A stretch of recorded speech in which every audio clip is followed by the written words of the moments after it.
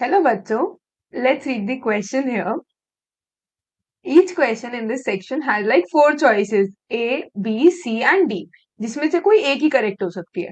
ठीक है, तो स्टेटमेंट वन जो है हमारी अब या तो ट्रू हो सकती है, स्टेटमेंट टू भी ट्रू हो सकती है और स्टेटमेंट टू जो है वो करेक्ट एक्सप्लेनेशन है वन की. इसी तरह हमारे चार ऑप्शन है. तो सबसे पहले तो ये चेक करते हैं कि इनमें से कौन सी ट्रू है कौन सी फॉल्स है. तो सबसे पहले बात करते हैं स्टेटमेंट वन की. Locus of the centroid of a triangle जिसकी वर्टिसेस क्या है हमें दे रखी है a cos t, a sine t, b sine t, b cos t and 1,0. जहां पे टी जो है उसका पैरामीटर क्या है हमारे पास 3x - 1 का होल स्क्वायर प्लस 3y का whole square which is equal to a square plus b square. Statement two क्या दे रखी है हमें सेंट्रॉइड ऑफ अ ट्राइंगल जो है इक्वी डिस्टेंस है from the vertices of a triangle. ठीक है, तो सबसे पहले तो जरा बात कर लेते हैं बेसिक कॉन्सेप्ट की. हमारे बेसिक कॉन्सेप्ट इसके अंदर क्या यूज होगा हमारा, वो होगा हमारा सेंट्रोइड का कॉन्सेप्ट.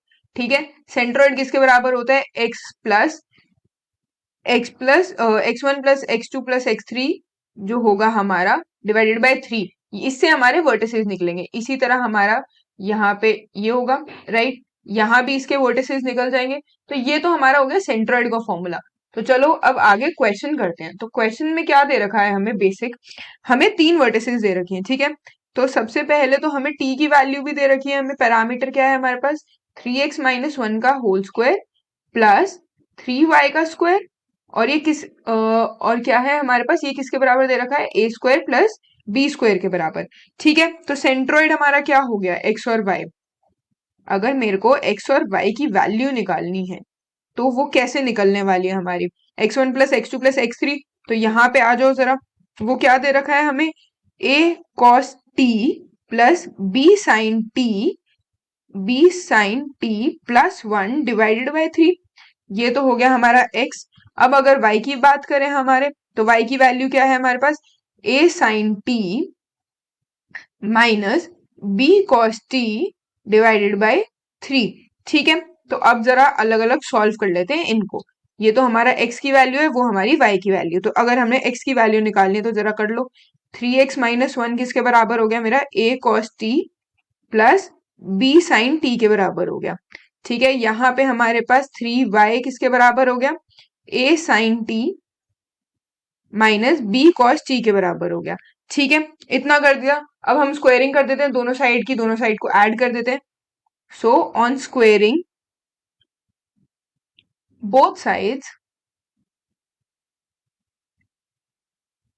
and adding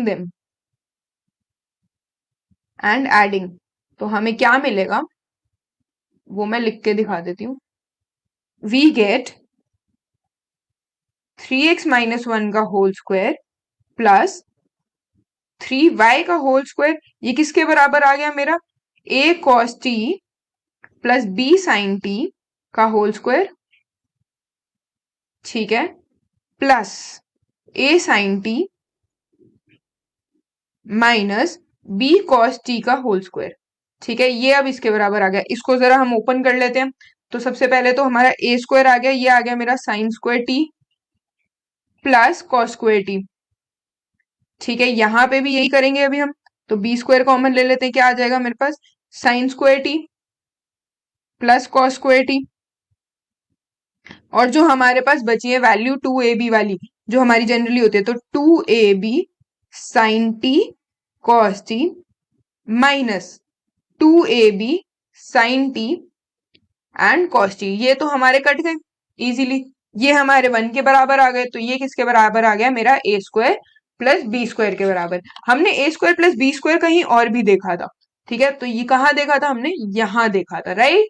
अगर हम स्टेटमेंट की बात करें तो आप स्टेटमेंट में नोटिस करोगे कि ये हमारा किसके बराबर था 3x - 1 के whole square plus 3y square के बराबर. इसका मतलब हमारी स्टेटमेंट 1 तो करेक्ट है.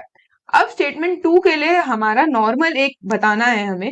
तो स्टेटमेंट 2 में हमें क्या दे रखा है सेंट्रोइड दे रखा है इक्वी डिस्टेंस कहाँ से वर्टिसेस से. बट नहीं, ऐसा नहीं होता. क्यों नहीं होता, क्योंकि वो काम किसका है इन सेंटर का है. इन सेंटर हमारा जो होता है वो होता है इक्वी डिस्टेंस. ठीक है, तो इसका मतलब हमारी स्टेटमेंट 2 तो गलत हो गई. तो स्टेटमेंट 2 हमारी फॉल्स है, तो इसका मतलब हमारी सही आंसर कौन सा है? हमारा सही आंसर है सी पार्ट की statement 1 is true and statement 2 is false. So I hope you guys understood. Thank you so much. Best of luck.